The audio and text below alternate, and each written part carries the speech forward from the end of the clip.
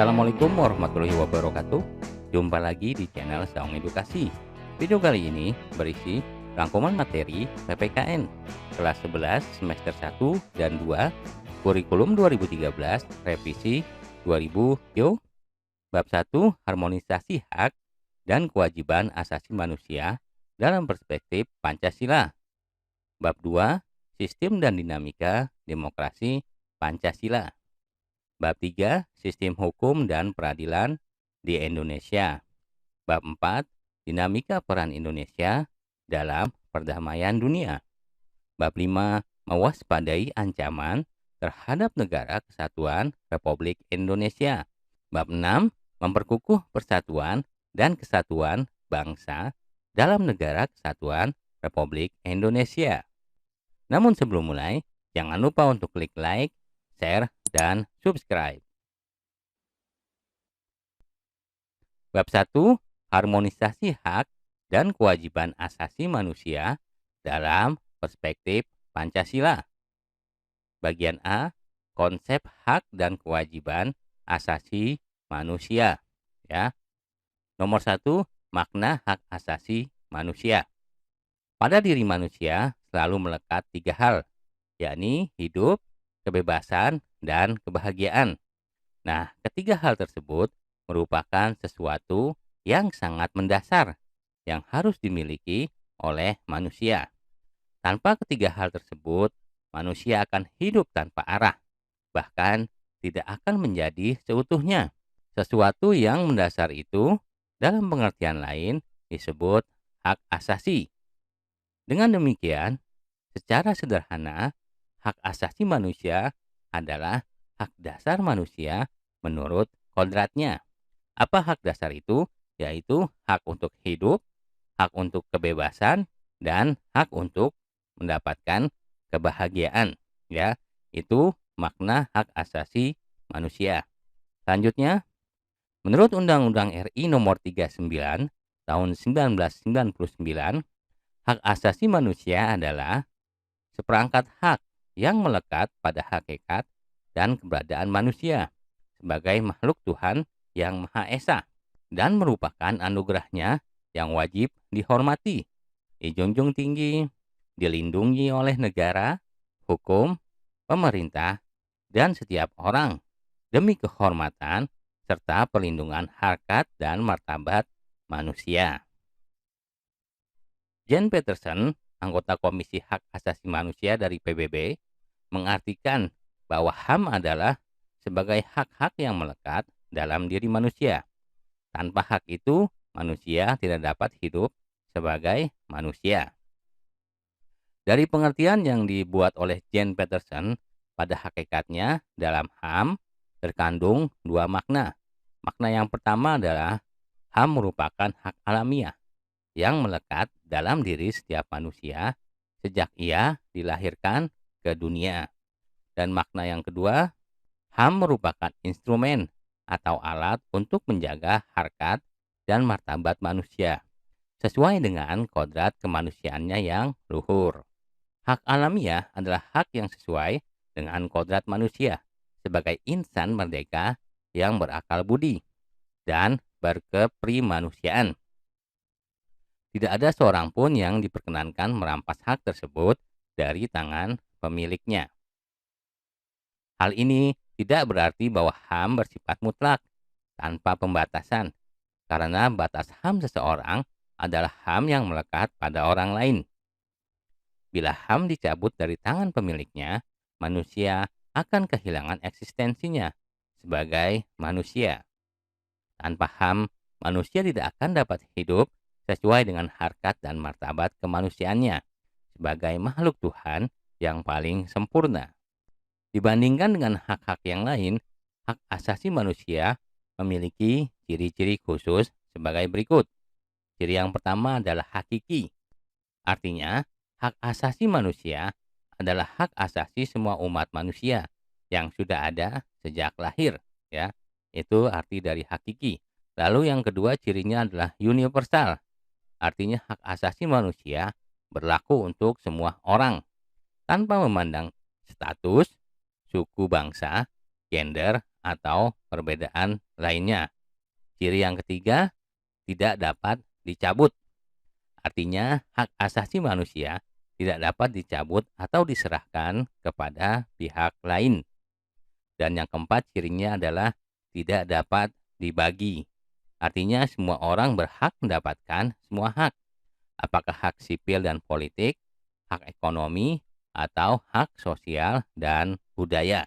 Ya, itulah ciri dari hak asasi manusia yang berbeda dibandingkan dengan hak-hak lainnya. Oke, selanjutnya makna kewajiban asasi manusia. Kewajiban secara sederhana dapat diartikan sebagai segala sesuatu yang harus dilaksanakan dengan penuh tanggung jawab. Dengan demikian, kewajiban asasi dapat diartikan sebagai kewajiban dasar setiap manusia. Ya, jadi makna dari kewajiban asasi manusia adalah kewajiban asasi sebagai kewajiban dasar setiap manusia. Nah, berdasarkan pasal 1 ayat 2 Undang-Undang RI nomor 39 tahun 1999 tentang hak asasi manusia berbunyi, kewajiban dasar manusia adalah seperangkat kewajiban yang apabila tidak dilaksanakan tidak memungkinkan terlaksananya dan tegaknya hak asasi manusia. Hak dan kewajiban asasi merupakan dua hal yang saling berkaitan. Keduanya memiliki hubungan kausalitas atau hubungan sebab akibat. Ya, jadi ada hak dan kewajiban yang saling berhubungan. Seseorang mendapatkan haknya dikarenakan dipenuhi kewajiban yang dimilikinya. Hak dan kewajiban asasi juga tidak dapat dipisahkan. Karena bagaimanapun dari kewajiban itulah muncul hak-hak. Dan sebaliknya, dari hak-hak maka muncullah kewajiban. Oke, kita masuk ke bagian B, substansi hak dan kewajiban asasi manusia dalam Pancasila. Yang pertama, hak dan kewajiban asasi manusia dalam nilai dasar Pancasila. Hubungan antara hak dan kewajiban asasi manusia dengan Pancasila dapat dijabarkan secara singkat sebagai berikut. Yang bagian A, ketuhanan yang Maha Esa menjamin hak kemerdekaan untuk memeluk agama, melaksanakan ibadah, dan kewajiban untuk menghormati perbedaan agama. Yang B, kemanusiaan yang adil dan beradab menempatkan hak setiap warga negara pada kedudukan yang sama dalam hukum, serta memiliki kewajiban dan hak-hak yang sama untuk mendapat jaminan dan perlindungan hukum. Yang ketiga, Persatuan Indonesia mengamanatkan adanya unsur pemersatu di antara warga negara dengan semangat gotong royong, saling membantu, saling menghormati, rela berkorban, dan menempatkan kepentingan bangsa dan negara di atas kepentingan pribadi atau golongan. Hal ini sesuai dengan prinsip hak asasi manusia, bahwa hendaknya sesama manusia bergaul satu sama lainnya dalam semangat persaudaraan. Bagian D dari hak dan kewajiban asasi manusia dalam nilai dasar Pancasila, yaitu kerakyatan yang dipimpin oleh hikmat kebijaksanaan dalam permusyawaratan perwakilan, dicerminkan dalam kehidupan pemerintahan, bernegara, dan bermasyarakat yang demokratis. Menghargai hak setiap warga negara untuk bermusyawarah mufakat yang dilakukan tanpa adanya tekanan, paksaan, ataupun intervensi yang membelenggu hak-hak partisipasi masyarakat. Bagian E, keadilan sosial bagi seluruh rakyat Indonesia, mengakui hak milik perorangan dan dilindungi pemanfaatannya oleh negara serta memberi kesempatan sebesar-besarnya pada masyarakat.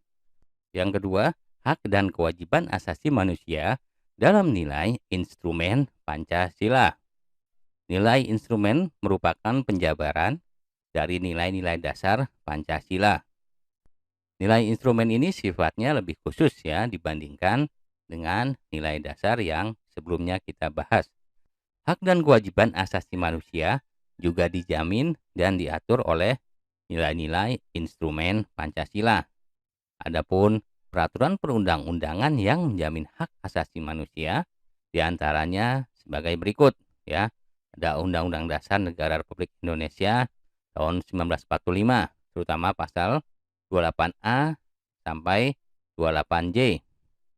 Lalu ada ketetapan MPR, ya. Lalu ada ketentuan dalam undang-undang organik.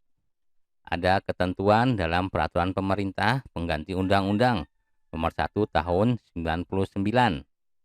Lalu ada ketentuan dan peraturan pemerintah, ketentuan dan keputusan presiden atau Kepres.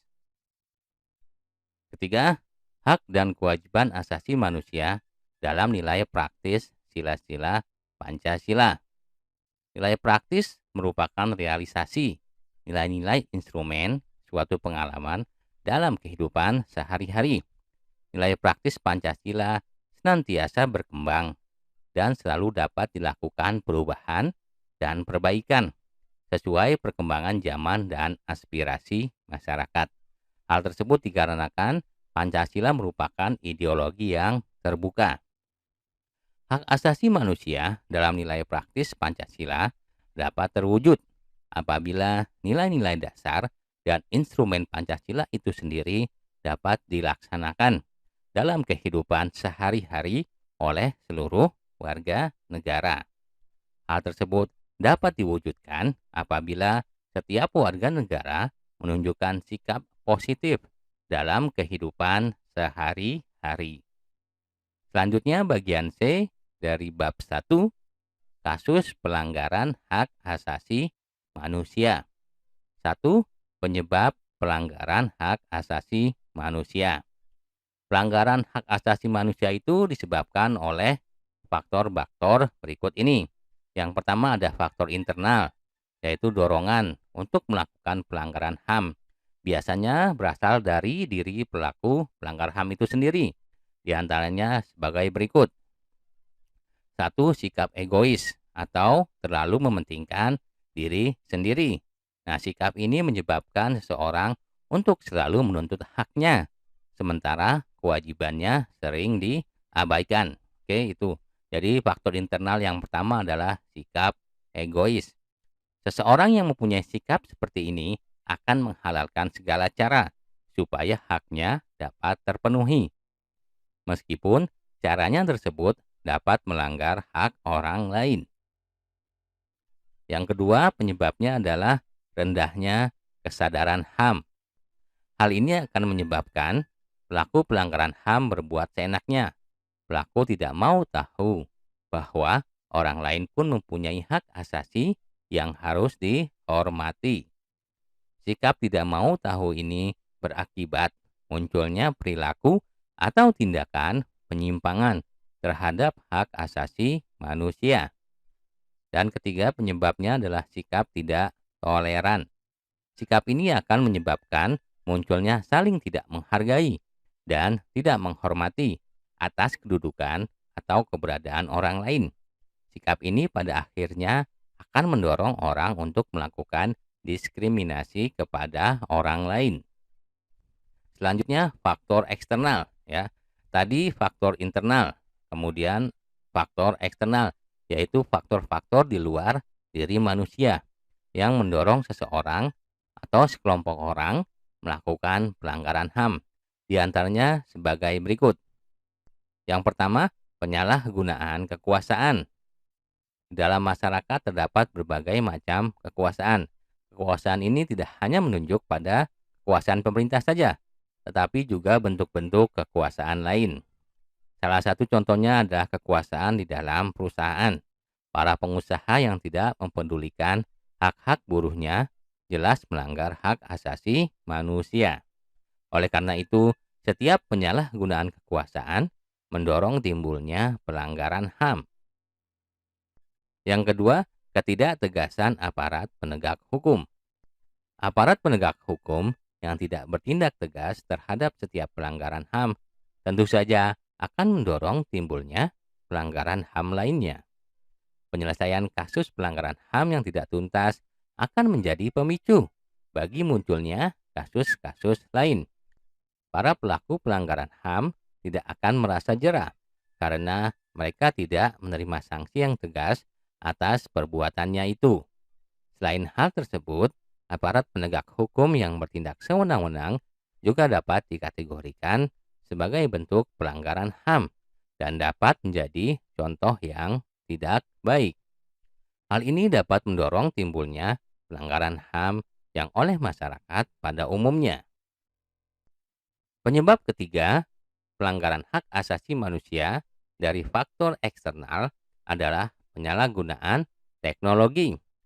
Kemajuan teknologi dapat memberikan pengaruh yang positif, tetapi bisa juga memberikan pengaruh negatif, bahkan dapat memicu timbulnya kejahatan. Kalian tentunya pernah mendengar ya, terjadinya kasus penculikan yang berawal dari pertemanan dalam jejaring sosial.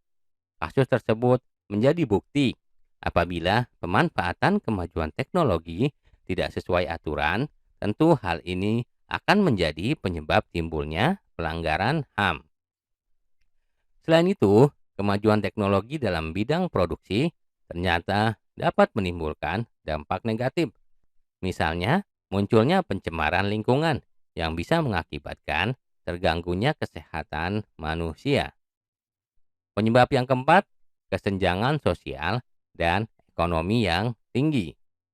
Kesenjangan menggambarkan terjadinya ketidakseimbangan yang mencolok di dalam kehidupan masyarakat.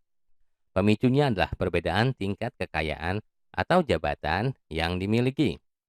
Apabila hal tersebut dibiarkan, tentu akan menimbulkan terjadinya pelanggaran HAM, misalnya perbudakan, pelecehan, perampokan, bahkan pembunuhan.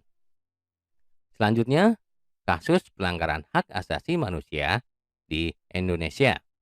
Berikut ini ada beberapa contoh kasus pelanggaran HAM yang pernah terjadi di Indonesia. Ada kerusuhan Tanjung Priuk tanggal 12 September 1984. Ya. Lalu yang kedua ada penyerbuan kantor Partai Demokrasi Indonesia tanggal 27 Juli 1996. Lalu ada penembakan mahasiswa Universitas Trisakti tanggal 12 Mei 1998. Ada tragedi Semanggi I tanggal 13 November 1998. Lalu ada penculikan aktivis pada tahun 1997-1998. Oke, selanjutnya bagian D, upaya penegakan hak asasi manusia. Upaya pemerintah dalam menegakkan HAM. Pemerintah Indonesia dalam proses penegakan HAM telah melakukan langkah-langkah strategis. Yang pertama, pembentukan Komisi Nasional Hak Asasi Manusia atau Komnas HAM pada tanggal 7 Juni 1993 melalui Kepres nomor 50 tahun 1993. Yang kedua, pembentukan Instrumen HAM. Instrumen HAM merupakan alat untuk menjamin proses perlindungan dan penegakan hak asasi manusia. Instrumen HAM biasanya berupa peraturan perundang-undangan dan lembaga-lembaga penegak hak asasi manusia, seperti Komisi Nasional Hak Asasi Manusia dan Pengadilan HAM. Instrumen HAM yang berupa peraturan perundang-undangan dibentuk untuk menjamin kepastian hukum serta memberikan arahan dalam proses penegakan HAM. Yang ketiga, pembentukan Pengadilan HAM. Pengadilan HAM dibentuk berdasarkan Undang-Undang RI Nomor 26 Tahun 2000. Pengadilan HAM adalah pengadilan khusus terhadap pelanggaran HAM berat yang diharapkan dapat melindungi hak asasi manusia, baik perseorangan maupun masyarakat. Pengadilan HAM bertugas dan berwenang memeriksa dan memutus perkara pelanggaran hak asasi manusia yang berat. Di samping itu, berwenang memeriksa dan memutus perkara pelanggaran HAM yang dilakukan oleh warga negara Indonesia dan terjadi di luar batas teritorial wilayah Indonesia. Selanjutnya, upaya penanganan kasus pelanggaran hak asasi manusia. Upaya pencegahan pelanggaran hak asasi manusia. Berikut ini pencegahan yang dapat dilakukan untuk mengatasi berbagai kasus pelanggaran HAM. Nomor satu, menegakkan supremasi hukum dan demokrasi. Pendekatan hukum dan pendekatan dialogis harus dikemukakan dalam rangka melibatkan partisipasi masyarakat dalam kehidupan berbangsa dan bernegara. Para pejabat penegak hukum harus memenuhi kewajiban dengan memberikan pelayanan yang baik dan adil kepada masyarakat, memberikan perlindungan kepada setiap orang dari perbuatan melawan hukum, dan menghindari tindakan kekerasan yang melawan hukum dalam rangka menegakkan hukum. Kedua, meningkatkan kualitas pelayanan publik untuk mencegah terjadinya berbagai bentuk pelanggaran HAM oleh pemerintah.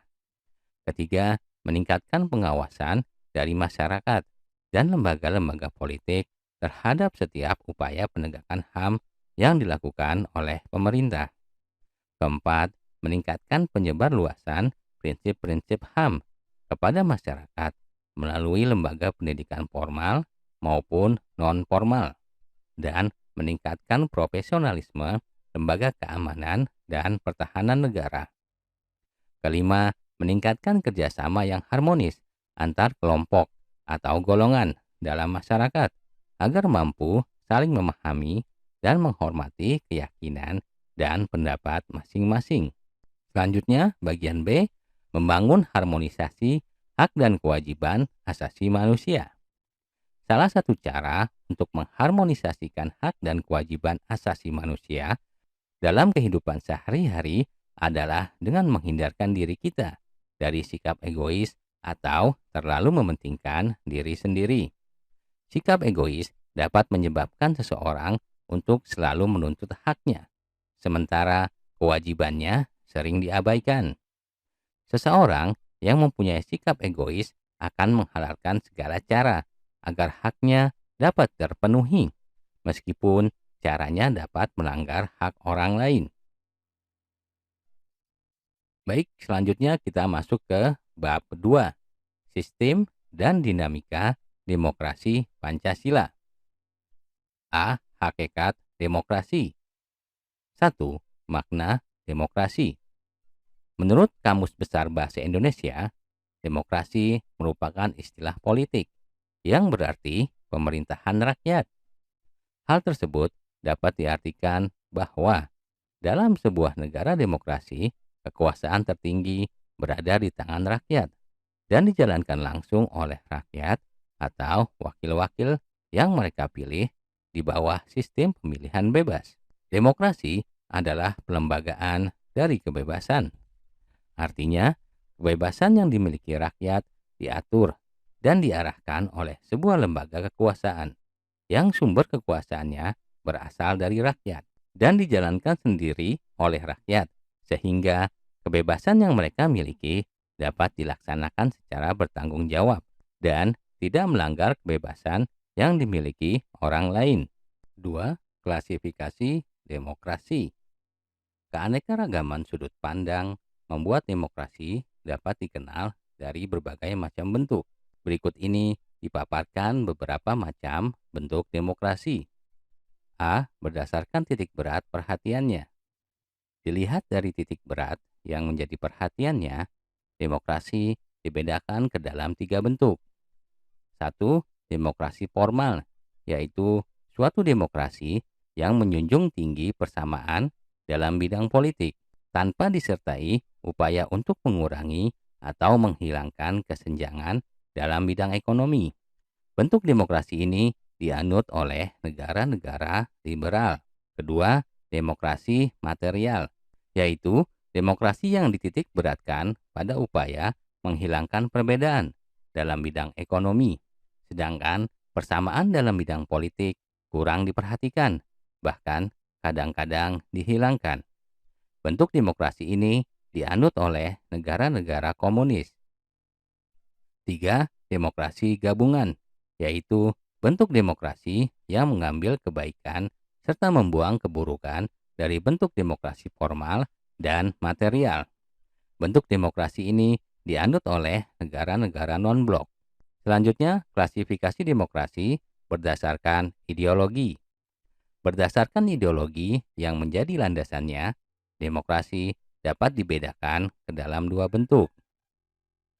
Pertama, demokrasi konstitusional atau demokrasi liberal, yaitu demokrasi yang didasarkan pada kebebasan atau individualisme. Ciri khas pemerintahan demokrasi konstitusional adalah kekuasaan pemerintahannya terbatas dan tidak diperkenankan banyak melakukan campur tangan dan bertindak sewenang-wenangnya terhadap rakyatnya. Kekuasaan pemerintah dibatasi oleh konstitusi. Yang kedua, demokrasi rakyat atau demokrasi protelar, yaitu demokrasi yang didasarkan pada paham Marxisme, komunisme. Demokrasi rakyat mencita-citakan kehidupan yang tidak mengenal kelas sosial. Manusia dibebaskan dari keterikatannya kepada pemilikan pribadi tanpa ada penindasan serta paksaan. Akan tetapi, untuk mencapai masyarakat tersebut, apabila diperlukan, dapat dilakukan dengan cara paksa atau kekerasan. Menurut Mr. Krenberg, demokrasi rakyat lebih mendewakan pemimpin. Sementara menurut pandangan Miriam Budiarjo, komunisme tidak hanya merupakan sistem politik, tetapi juga mencerminkan gaya hidup yang berdasarkan nilai-nilai tertentu. Negara merupakan alat untuk mencapai komunisme dan kekerasan dipandang sebagai alat yang sah. C. Berdasarkan proses penyaluran kehendak rakyat.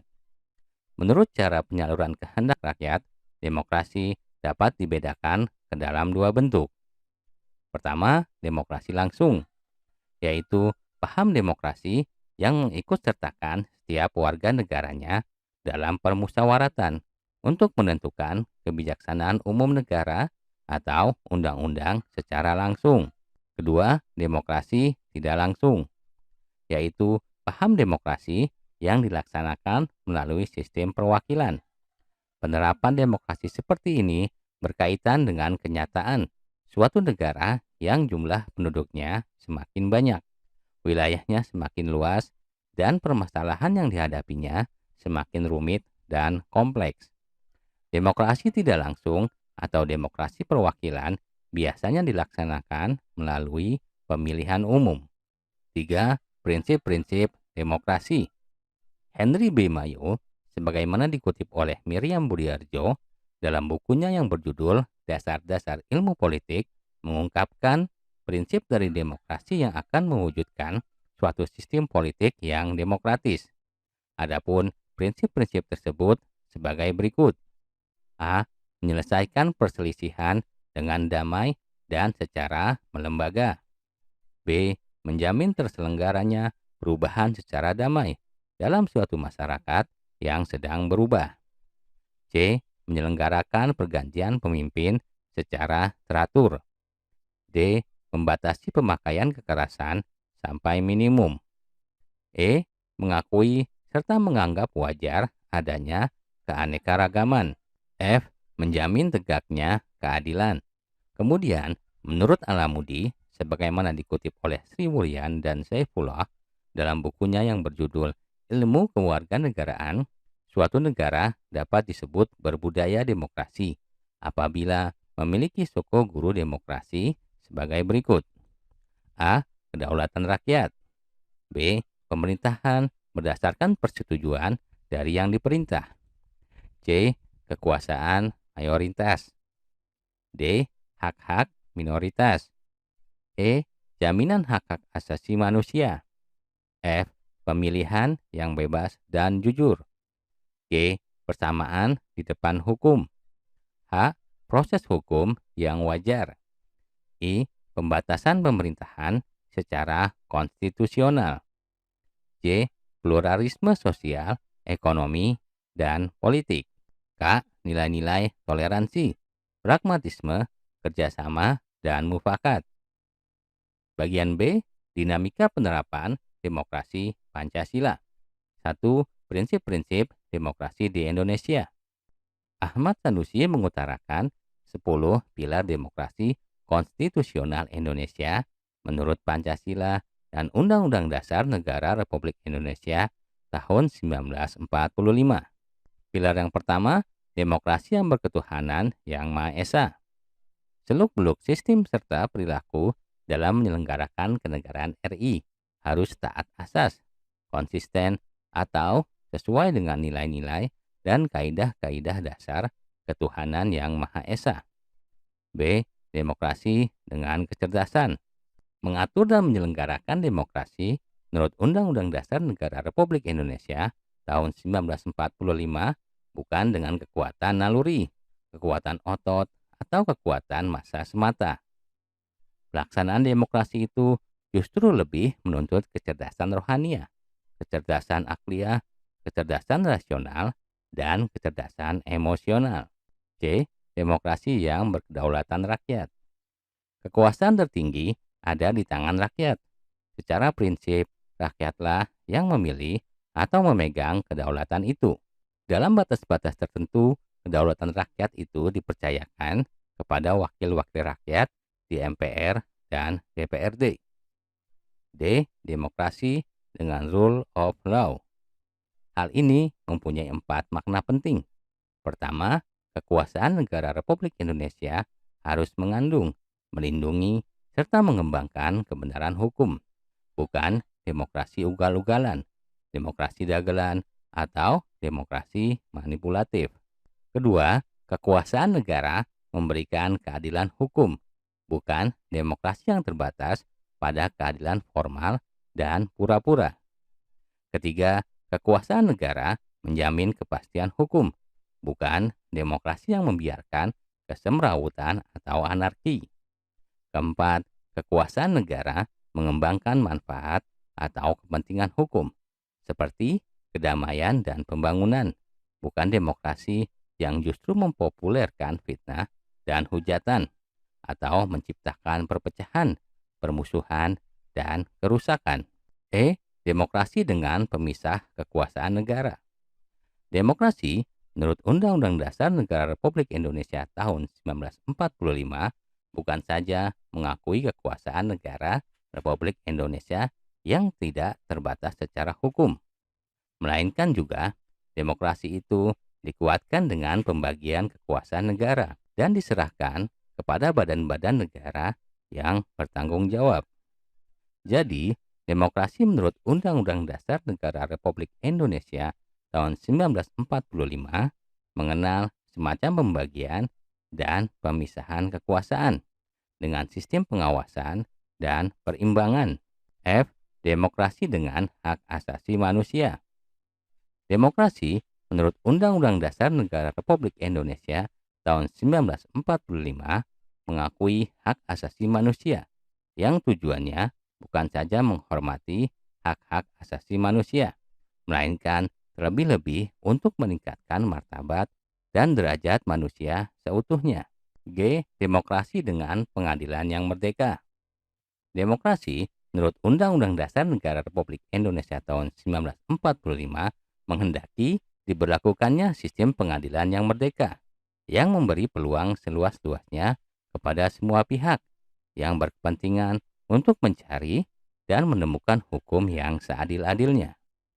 Di muka pengadilan yang merdeka, penggugat dengan pengacaranya, menuntut umum dan terdakwa dengan pengacaranya mempunyai hak yang sama untuk mengajukan konsideran atau pertimbangan, dalil-dalil, fakta-fakta, saksi, alat pembuktian, dan petitumnya.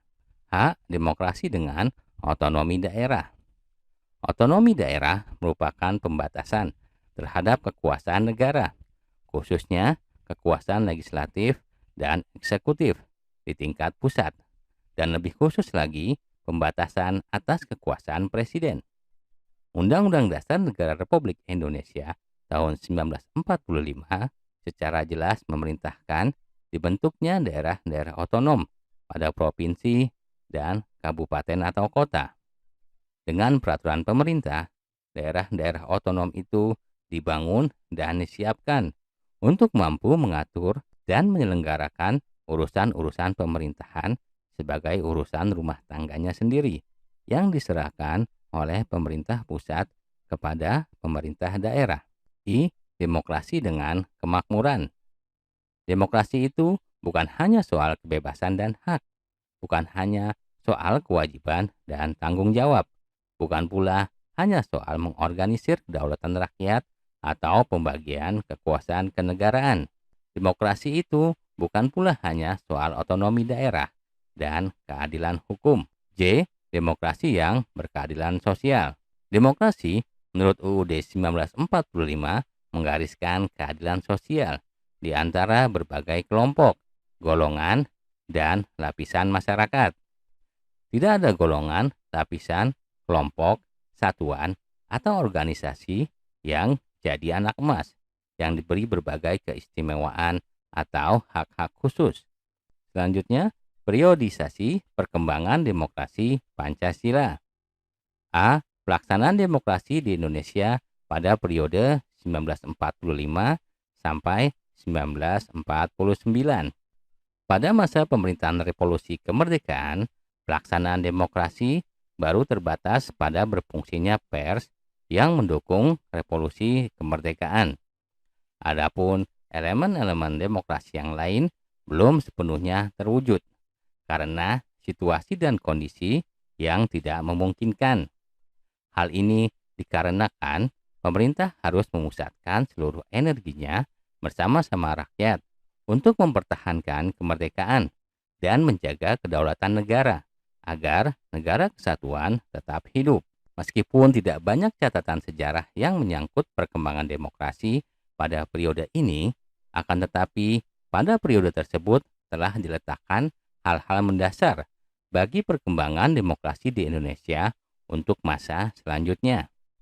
Pertama, pemberian hak-hak politik secara menyeluruh.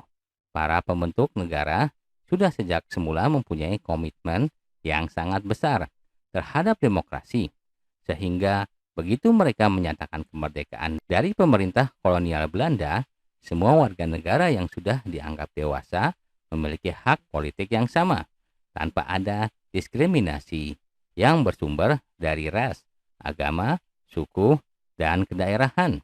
Kedua, presiden yang secara konstitusional memiliki kemungkinan untuk menjadi seorang diktator, dibatasi kekuasaannya ketika Komite Nasional Indonesia Pusat dibentuk untuk menggantikan parlemen.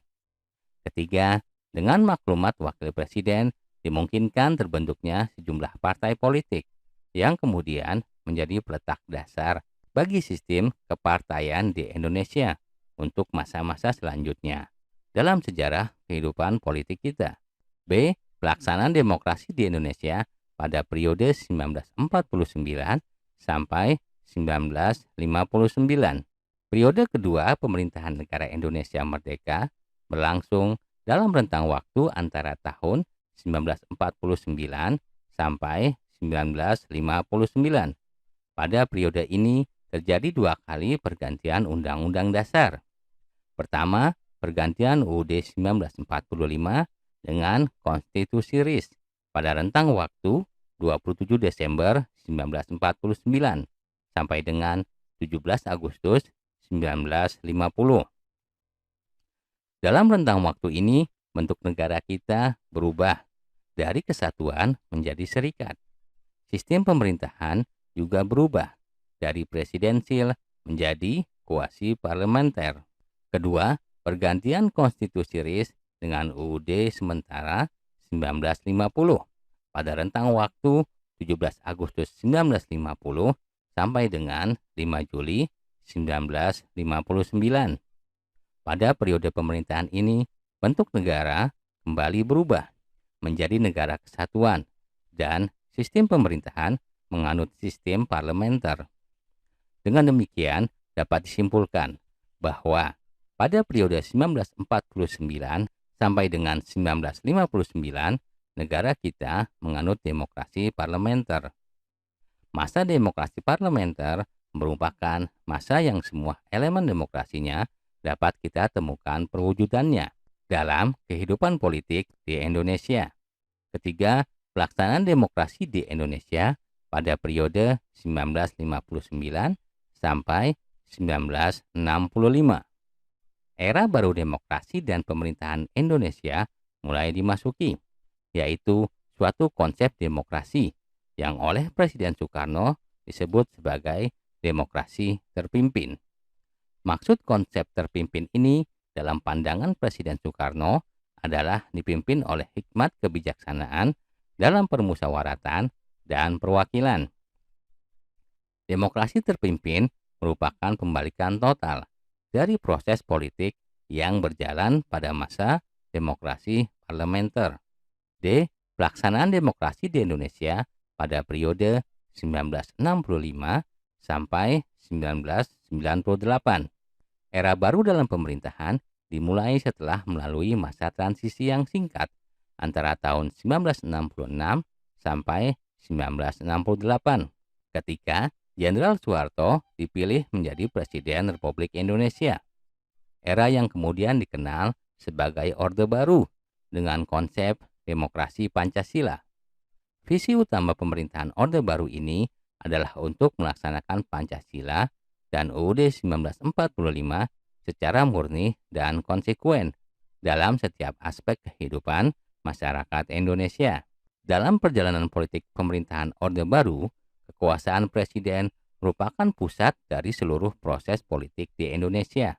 Lembaga kepresidenan merupakan pengontrol utama lembaga negara lainnya, baik yang bersifat suprastruktur maupun yang bersifat infrastruktur. Selain itu juga, Presiden Soeharto mempunyai sejumlah legalitas yang tidak dimiliki oleh siapapun, seperti pengemban Supersemar, mandataris MPR, Bapak Pembangunan, dan Panglima Tertinggi ABRI. Pelaksanaan demokrasi di Indonesia pada periode 1998 sampai dengan sekarang.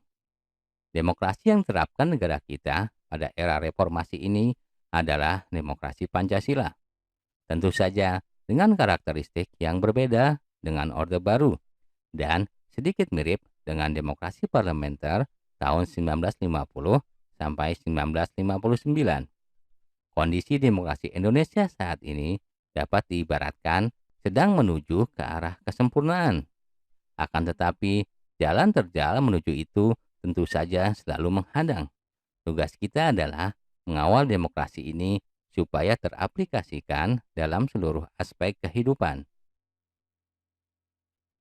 Bagian C, membangun kehidupan yang demokratis di Indonesia. 1. Pentingnya kehidupan yang demokratis. Kehidupan demokratis penting dikembangkan dalam berbagai kehidupan. Seandainya kehidupan yang demokratis tidak terlaksana, maka asas kedaulatan rakyat tidak berjalan. Tidak ada jaminan hak-hak asasi manusia.